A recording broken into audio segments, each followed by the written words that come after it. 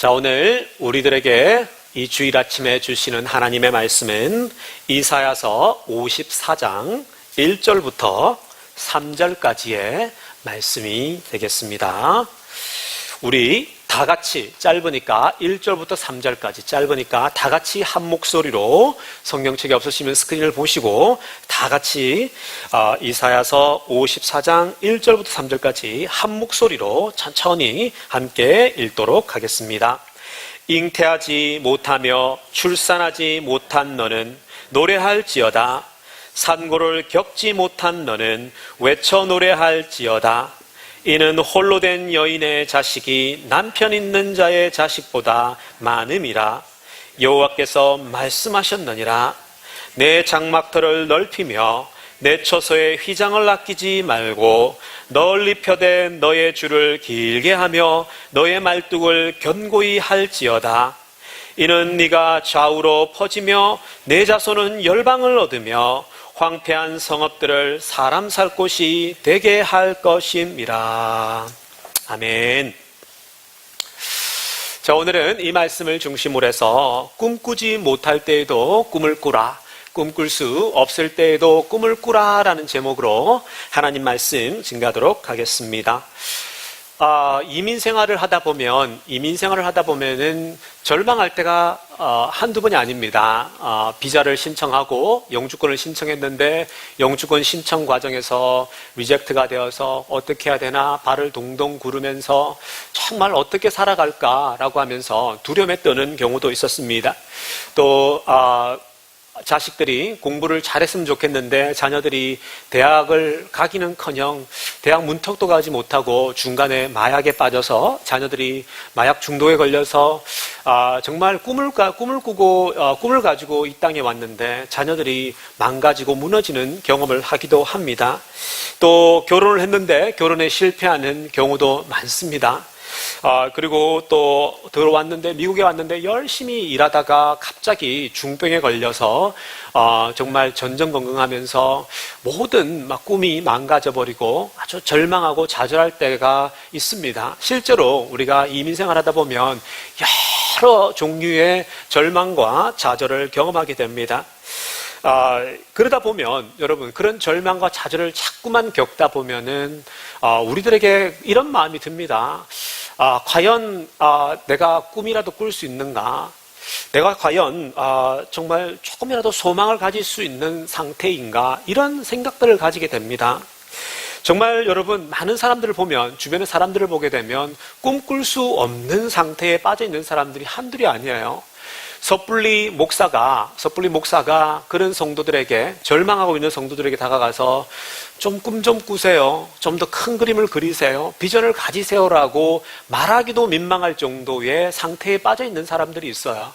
그래서 쉽게 저는 목회자이지만 사람들에게 절망한 사람들에게 쉽게 꿈을 가지세요. 비전을 가지세요라고 함부로 남발하지 않아요. 정말로 왜냐하면 그런 사람들에겐 그런 말 한마디도 상처가 되기 때문에 그래요. 그래서 제가 이전에 그런 새벽 기도 때인가요? 그런 설교도 했지만 여러분 탤런트 김혜자 씨가 그런 책을 하나 쓰지 않았습니까? 꽃으로도 때리지 말라라고 하는 그런 책을 썼거든요. 여러분 그 책은 그런 거예요. 정말 자기가 인생 살아보니까 주변에 아프리카나 여러 곳에 가보니까 정말 이 연약한 꽃으로도 때려서는 안 될 것 같은 사람들이 있는 거예요.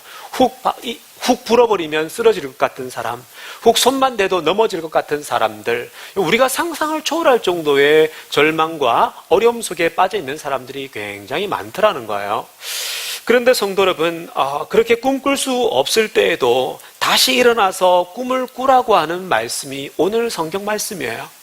하나님은 우리들의 형편을 너무 잘 알아요. 하나님은 우리들의 사정을 누구보다도 잘 아십니다. 목사보다도 어떤 사람보다도 어느 집사님 장로님보다도 우리의 형편, 우리의 사정을 가장 잘 알고 계시는 분이 하나님이세요. 그런 하나님께서 오늘 우리들에게 이렇게 선포하십니다. 너희가 꿈을 꿀 수 없을 때에도 꿈을 꾸기를 바란다. 너희가 정말 절망 속에서 비전을 가지고 정말 소망을 가질 수 없을 그때에도 다시 일어나서 꿈을 꾸기를 바란다라는 메시지가 바로 오늘 말씀이에요. 그렇기 때문에 오늘 말씀을 천천히 읽어보면 우리들에게 굉장히 꿈을 줘요. 다시 일어설 수 있는 힘을 줍니다. 그 말씀이 1절 말씀입니다. 1절의 앞부분을 제가 다시 한번 읽어보도록 하겠습니다. 잉태하지 못하며 출산하지 못한 너는 노래할지어다. 산고를 겪지 못한 너는 외쳐 노래할지어다. 오늘 말씀을 이 1절 전반부를 보니까 아이를 낳지 못하는 여자가 등장합니다. 아이를 낳지 못하는, 잉태하지 못하는 여자, 출산하지 못하는 여자에 대한 얘기입니다. 아이를 낳지 못한다라고 하는 것은 지금은 그렇게 큰 수치가 아니에요. 그렇게 큰 부끄러움이 아닙니다. 그러나 여러분, 이 성경이 기록되어질 당시에는 아이를 낳지 못한다라고 하는 건 어마어마한 수치예요. 정말 살기 힘들어요. 여자로서는 살아가기 힘든 그런 상태에 있는 여자들이 아이를 낳지 못하는 여자들입니다. 혼자 가정에서만 여러분 구박을 듣고 시어머니나 또 시아버지나 남편에게 구박 듣는 것뿐만이 아니에요. 아이를 못 가지면 당시에는 그 가족 내에서도 굉장히 왕따를 당하고 정말 없는 존재처럼 취급을 받았어요. 그런데 여러분, 그뿐만이 아니에요. 아이를 가지지 못하는 자는 밖에 나가면은 때로는 손가락질, 때로는 돌팔매질, 애도 갖지 못한다면서 너가 얼마나 과거에 죄를 지었으면 애를 갖지 못하는가 라고 하는 온갖 비난을 바깥에서 들어야 됐어요. 여러분 한번 생각해 보세요. 집에서도 욕 들어먹고 나를 사랑해주고 나를 위로해줘야 될 부모님들이나 가족들이 또 남편들이어야 되는데 여러분, 집안에서도 구박해요. 없는 사람처럼 취급해버려요. 나갔더니 사람들도 손가락질합니다. 사람들도 손가락질, 이웃들도 손가락질하고 이웃들도 욕해요. 뒤에 가서 자꾸만 뒷담화하고 험담을 나눕니다. 여러분, 한 여인으로서 아이를 가지지 못하는 것도 힘든데 집안에서 바깥에서 그런 소리 듣고 하면 여러분, 그게 여자로서 버틸 수 있겠습니까? 여러분, 정말 이런 상태에 빠진 여자들은 정말 당시에 어마어마한 여러분 그 프레셔와 절망 속에 살아가게 됩니다. 여자로서는 어쩌면 가장 절망적인 상태에 있다라고 해도 됩니다. 이렇게 모든 게 절망적인 상태에 있는 여자에게 성경이 뭐라고 합니까? 오늘 1장 이 후반, 이 전반, 이 1절에서, 여러분, 오늘 1절에서 이 전반부를 보게 되면 잉태하지 못하며 출산하지 못한 너는 노래하라고 얘기를 합니다. 또 산고를 겪지 못한 너는 외쳐 노래할지어다 라고 합니다. 성경이 생뚱맞게도 그리고 정말 상처에 상처를 더 내려고 하는 것처럼 마치 우리들에게 노래하라고 얘기를 해요. 너 아이 갖지 못하니 정말 힘들어 죽겠는데 하나님이 나타나셔서 그래도 노래하라고 얘기를 합니다. 산고를 겪지 못했다는 게 뭡니까? 한 번도 아이를 잉태해보지 못한 거예요. 한 번도 아이를 임신해보지 못한 여자에게, 절망에 있는 여인에게 와서 너는 외쳐 노래 부르라고 합니다. 하나님이 그런 소망 없고 꿈을 꿀 수 없는 완전히 한거불능 상태에 있는 여자에게 와서 너는 노래 부르고 외쳐 노래하라고 얘기를 하고 있는 거예요. 여러분, 참 하나님께서 왜 이렇게 노래하라 그럴까요? 노래하기도 힘든 상황에 빠져 있는 이 여자에게, 그리고 완전히 절망적인 상태에 빠진 여인에게 왜 노래하라고 하나님이 하라고 했을까요, 여러분? 그 이유는 1절 후반부에 나옵니다. 이 바로 1절 후반부의 말씀을 제가 한번 읽어봅니다. 이는 홀로 된 여인의 자식이 남편 있는 자의 자식보다 많음이라 여호와께서 말씀하셨느니라 라고 합니다. 여러분, 그 이유가 뭐냐면요, 이 절망한 여자에게 노래하고 그리고 노래 외쳐 불러라고 하는 이유가 있어요. 왜냐하면 오히려 홀로 된 여인의 자식이 남편 있는 자의 자식보다 더 많아질 거라고 얘기하는 거예요. 하나님은 당신의 그 말씀으로, 약속의 말씀으로 선포해 주는 거예요. 너 그렇게 절망하고 있니? 집안에서 손가락질 받아? 집안에서 나가라 그래? 바깥에서도 너를 인정하지 않아? 그럼에도 불구하고 내가 저기에 남편이 있는 여자보다 더 많은 자식 줄게. 내가 너를 더 축복할게. 절망하고 있니? 내가 너를 더 위로할게. 내가 너를 더 크게 사용받도록 내가 너와 함께 할게 라는 메시지가 거기 있는 거예요. 그래서 여러분, 하나님이 노래하라고 합니다. 절망하지 말고 노래하라고 얘기하는 거예요. 절망하지 말고 자질하지 말고 다시 일어서라고, 다시 꿈꾸라고 얘기를 하고 있는 겁니다. 여러분, 주변 사람들에게 손가락질 받고 있는 이 여자에게 하나님이 나타나셔서 오히려 더 많은 자식을 얻게 될 거야 라고 하시는 이 하나님이 여러분 멋지지 않아요? 참 하나님이 참 멋지신 분이에요. 주변 사람들, 가족마저도 인정하지 않고 손가락질 안 하는데 하나님은 그런 사람에게 나타나셔서 다가오셔서 너 내가 복 줄게, 내가 너와 함께 할게, 꿈꿔, 소망을 가져, 다시 일어나. 여러분, 이렇게 다가오셔서 우리들에게 속삭이는 하나님이 멋지지 않습니까? 저는 참 이런 하나님이 참 좋아요. 성경을 읽다 보면 정말 절망해서 이거 계속 할 수 있을까라는 생각이 드는데, 말씀을 읽다 보면 하나님이 다가오셔서 내가 너와 함께 할게, 내가 너에게 힘 줄게, 이 음성이 자꾸 들려요. 여러분 하나님이 이렇게 멋지신 분이에요. 저는 우리 모든 성도님들이 이렇게 개인적으로 다가와서 우리에게 속삭여주고 다시 일어나, 내가 너와 함께, 이런 음성 좀 들었으면 좋겠어요. 모든 성도님들이 여러분 이민생활 드라이 하잖아요. 이민생활 메마르죠. 신앙이 있는지 없는지, 교회는 밍숭맹숭 다닙니다. 믿음도 있는지 없는지 그냥 그렇게 다녀요. 매일 그냥 가서 교회에서 밥이나 먹고 집에 돌아가고. 그래서 여러분 도무지 내 안에 메말라가지고 믿음이 없어요. 신앙이 없어요. 하나님의 터치를 경험한 건 100년 전인지 50년 전인지도 모르겠어요. 도무지 하나님의 터치를 경험해 본 적이 없어요. 교회를 나갑니다. 대형교회를 나가고 중간 사이즈를 갑니다. 도무지 하나님의 터치가 없어요. 성도 여러분, 오늘 이런 음성 듣기를 축원합니다. 하나님이 오늘 지금 나에게 오셔서 저는 소망 좀 가져, 내가 너와 함께, 절망적이야, 내가 더 축복해 줄게. 저는 이 음성 오늘 이 아침에 들을 수 있기를 간절히 축복합니다. 성도 여러분, 하나님께서는 아무것도 되지 않는 한 사람에게 다가오셔서 이제 너의 인생이 열매 맺는 인생 되게 해주겠다라고 오늘 다가오셔서 우리들에게 말씀해주고 있어요. 이제는 너를 무시하고 너를 괴롭히는 사람들보다 훨씬 더 내가 더 잘 해줄게. 너 부족한 게 많아? 누구보다 더 풍성하게 해줄게. 이 말씀이 여러분 그대로 이루어집니다. 여러분, 오늘 이 여인은 이스라엘 백성들을 비유적으로 말씀하고 있는 거예요. 이스라엘 백성들이 좌절하고 있어요. 절망하고 있어요. 그런 사람들에게 하나님이 이 음성 들려주고 있는 거예요. 그런데 성도 여러분, 이 말씀이 하나님이 헛소리 하는 게 아니에요. 하나님이 이렇게 내가 너에게 복 줄게, 더 많은 자녀 줄게 라고 했잖아요. 이 말씀이 그대로 성취가 되어져 버려요.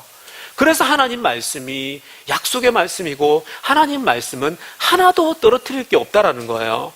여러분, 바벨론 포로에서 돌아온 유대인들, 오늘 이 말씀을 듣는 이사야이즘이 당시에 이 말씀을 듣는 사람들은 바벨론 포로에서 막 돌아온 사람들이에요. 바벨론 포로에서 돌아온 사람들이라고요. 여러분, 우리가 성경 공부를 통해서도 배웠지만 바벨론 포로에서 돌아올 때 몇 명이 돌아옵니까? 정확하게 몰랐어요. 대략적으로 한 4만 명 정도가 돌아옵니다. 대략적으로 한 4만여 명 정도가 돌아오는데, 여러분 한번 보십시오. 하나님이 돌아온 4만여 명에게 이 말씀 들려줬어요. 너희들 절망했냐? 일어설 수 없냐? 해산한 아이를 가지지 못하는 여인과 같은 거예요. 고통스러워하는데 꿈꿀 수 없는 상황인데 하나님이 노래해. 내가 더 부어줄게. 내가 축복할게. 남편이 있는 저 세상 열방보다, 세상 나라보다 더 축복할게라고 했어요. 여러분, 근데 이 4만 명이 나중에 어떻게 됩니까? 예수님 시대에, 예수님이 오셨을 때에 지금 현재 역사적 자료가 있잖아요. 예수님 당시에 이 사료들을 살펴보니까 이때의 유대인들이 몇 명이냐? 거의 여러분 720만 명 정도가 되었다라고 합니다. 여러분, 돌아온 사람들이 고작 4만 명이었어요, 유대인들이. 근데 예수님 시대에 와서 여러분 불과 몇백 년 사이에 720만 명으로 어마어마한 숫자로 늘어나게 된 겁니다. 여러분, 이게 주는 메시지가 뭐예요? 하나님의 약속은 반드시 이루어진다는 거예요. 하나님이 함께 하셔서 절망하고 꿈꿀 수 없는 사람들에게 다가오셔서 너 다시 꿈꿀래? 다시 일어설래? 내가 너에게 복 줄게. 여러분, 꿈을 꿀 수 없을 정도의 환경에 처해 있어도 다시 꿈꾸라고 하는 말씀 붙잡으시기를 축복합니다. 여러분 그 말씀 붙잡잖아요. 하나님이 반드시 우리에게 복을 주세요. 하나님은 약속의 하나님이기 때문에 그래요. 여러분 우리가 도무지 꿈꿀 수 없을 때에도 다시 일어나서 꿈꿀 수 있기를 간절히 축복합니다. 그런데 하나님께서 우리들에게 축복하시고 우리에게 다시 꿈을 꾸라고 하실 때 그냥 그렇게 여러분 말로만 번드르하게 이렇게 번지르하게 그냥 하지 않으세요. 하나님은 구체적으로 어떻게 하라고 말씀해 주십니다. 성경 여러 곳에서 다양한 상황 속에 있는 사람들에게 다양한 방식으로 말씀하지 않습니까? 오늘 하나님은 우리들에게 좀 더 구체적으로 이렇게 하라고 말씀하고 있습니다. 첫 번째는 내 장막터를 넓히라고 얘기를 하고 있어요. 너의 장막터를 넓혀라. 2절 말씀을 한번 보겠습니다. 2절 말씀 제가 한번 읽어보겠습니다. 내 장막터를 넓히며 내 처소의 휘장을 아끼지 말고 널리 펴되 너의 줄을 길게 하며 너의 말뚝을 견고히 할지어다. 아멘. 먼저 하나님은 우리들에게 장막터를 넓히라고 얘기를 하고 있습니다. 장막터를 넓히라. 성도 여러분, 장막터를 넓히라라는 말은 무슨 말입니까? 장막터를 넓히라. 이게 무슨 말일까요? 지금 이 말씀을 듣고 있는 사람들은 이스라엘 사람들인데 포로 생활을 막 마치고 돌아온 사람들이에요. 여러분, 포로 생활을 한다라는 게 무슨 말입니까? 남의 나라에서 종살이하고 남의 나라 밑에 있는 거예요. 여러분, 남의 나라 밑에 있는다라고 하는 것은 어떨까요? 여러분, 굉장히 마음이 좁아진 상태예요. 남의 나라에서 노예 생활을 한다라고 하는 건 마음이 여러분 굉장히 좁아진 거죠. 남의 나라에서 눈치 보면서 살려고 하니까 여러분 눈치 보면 어떻게 돼요? 눈치 보면 이렇게 가슴이 쪼그라들게 돼 있어요. 제가 이 느낌 잘 압니다. 제가 옛날에 남의 집 선교사 할 때 남의 집 막 빈대 붙을 때였어요. 제가 이 얘기 한번 나눈지 모르겠습니다. 새벽기도에 나오는지 언제 나오는지 잘 모르겠는데 여러분 선교사 생활 하다 보면 계속 이 떠돌이 생활을 하잖아요. 그러니까 나의 거처가 없다 보니까 한국에 오거나 뭐 어디 가다 보면 늘 남의 집에 머물다 보면 남의 집에 빈대를 붙고 이렇게 하다 보면 이게 강심장이 아닌 이상은 자꾸만 눈치가 보여요. 아, 밥을 더 먹어도 되나? 식사를 대접받았는데 김을 한 장 더 먹어도 되나? 막 이런 생각이 들 때가 있어요. 여러분 한번 생각해 보세요. 김 한 장 그게 뭐라고 이게 양반김 그게 별거 있어요 그게. 그냥 먹으면 되는데 우거우거 먹으면 되는데 여러분 자꾸만 이 빈대 생활하고 남의 이렇게 집에서 이렇게 얹혀 살다 보면요 자꾸만 이 가슴이 쪼그라들어요. 자꾸만 이게 마음이 이렇게 쪼그라든다고요. 여러분 그 쪼그라드는 마음을 제가 잘 알아요.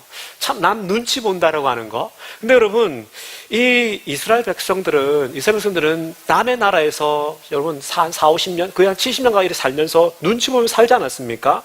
그러니까 여러분 어떻겠어요? 이 사람들이 굉장히 쪼그라들어 있어요. 쪼그라들어 있으면 어떻겠습니까? 마음이 쪼그라드니까 남들을 지금 쳐다볼 여유가 없는 거예요. 여기 이민자들도 마찬가지인 거예요. 이 미국 땅에 와서 서바이브하고 살아가는 게 쉬운 게 아니잖아요.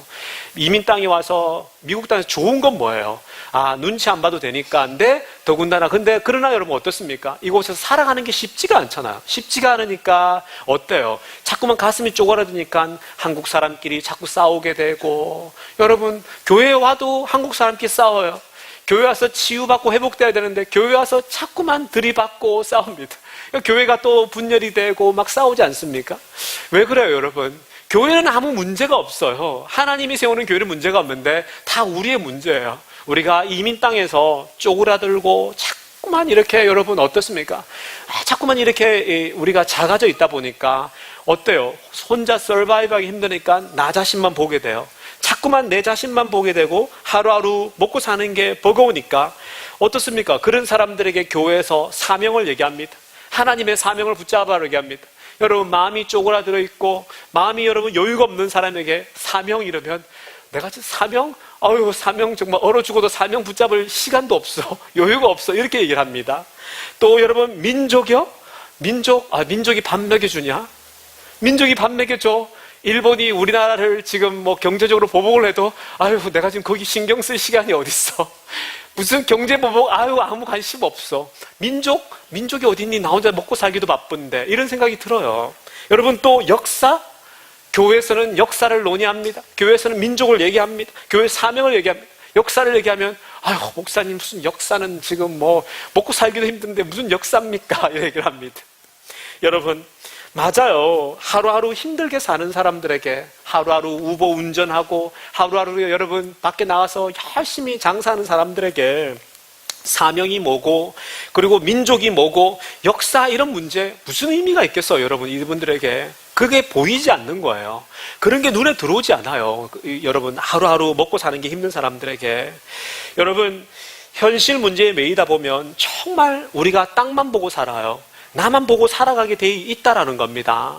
그래서 여러분 이렇게 쪼그라든 사람들이 자기 자신밖에 보이지 않고 내 가족밖에 보이지 않고 혼자 막 바둥바둥 살아가는 사람들에게 오늘 말씀이 우리들에게 복음이 되는 거예요. 너의 장막터를 넓히라는 거예요.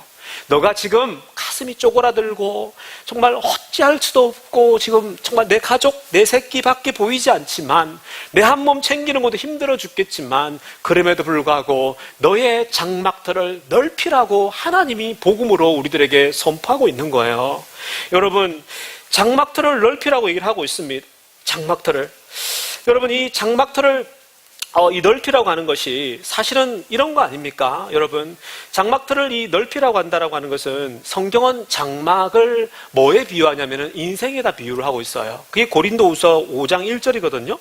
고린도후서 5장 1절은 이 성경 말씀은 인생을 장막으로 비교해요. 그렇다면 여러분 장막터는 뭡니까? 인생이 펼쳐지는 이 세상이에요. 인생이 펼쳐지는 이 장이라는 거예요. 우리가 활동하는 우리가 살아가는 이 세상을 말하는 거예요.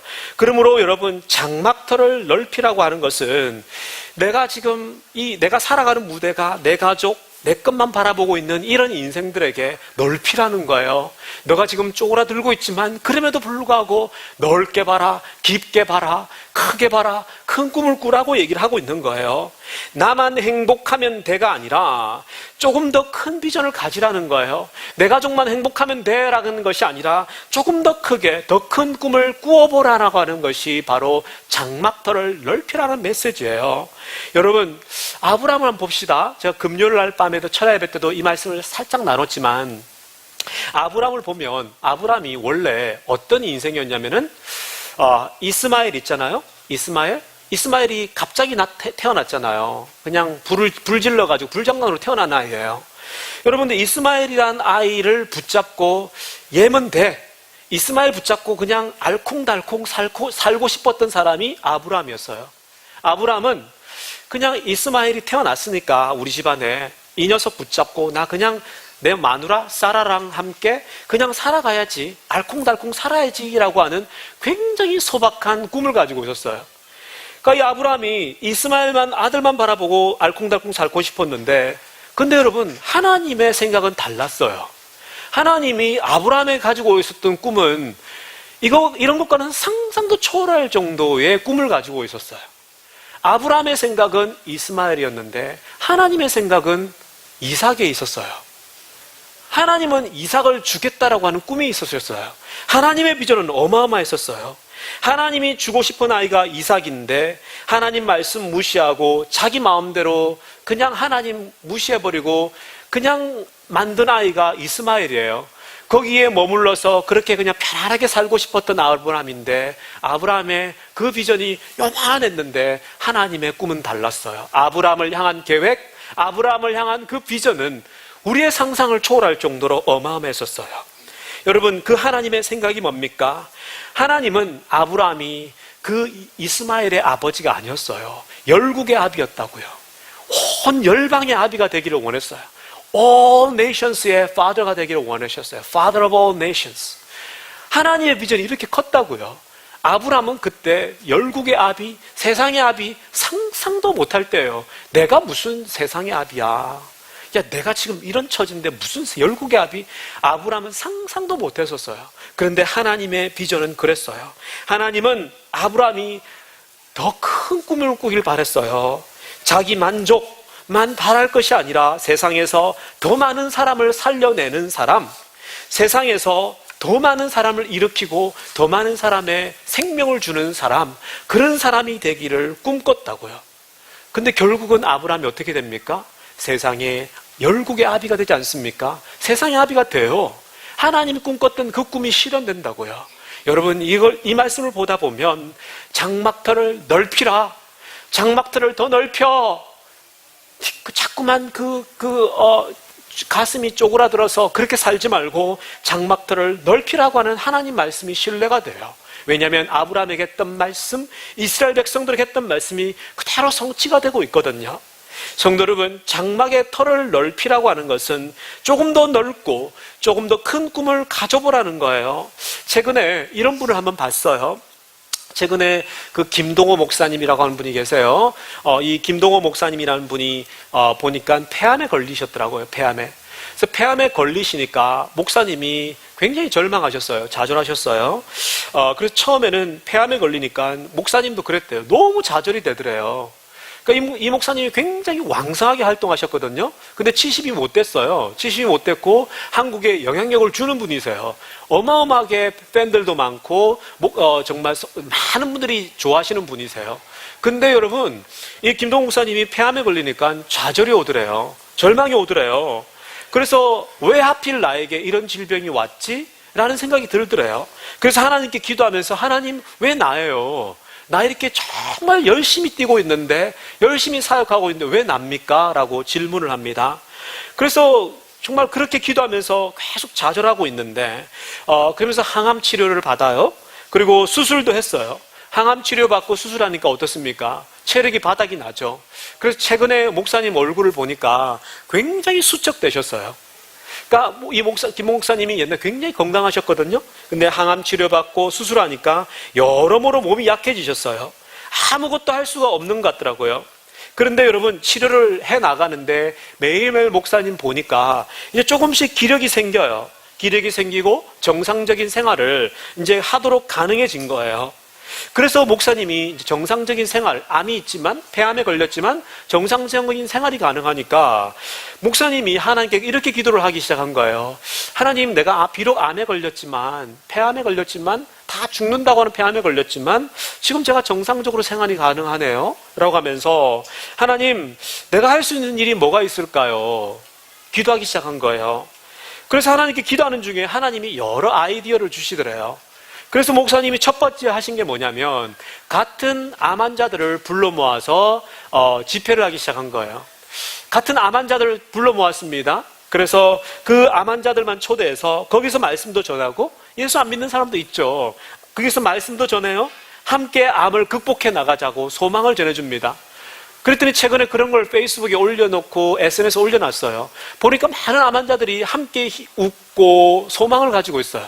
목사님이 본인이 암 환자지만 그러한 활동을 하고 있는 거예요. 암 환자라서 아무것도 할 수 없을 줄 알았는데 할 수 있는 일이 있더라는 거예요. 또 그뿐이 아닙니다. 목사님 여기서 더 나가시더라고요. 이분이 요즘은 뭘 하냐면요, 새벽에 눈이 자꾸 일찍 뜨이잖아요. 그래서 새벽에 유튜브 방송을 하시는 거예요. 유튜브 많이 보시지 않습니까? 유튜브 방송을, 개인 방송을 시작하신 거예요. 거기서 날마다 은혜 받으시는 것을 나누시는 거예요. 이분이 유튜브를 처음에는 어떻게 할까 고민하고 있는데 목사님 아드님들이 방송 장비를 다 사들고 와서 아빠 유튜브 하세요.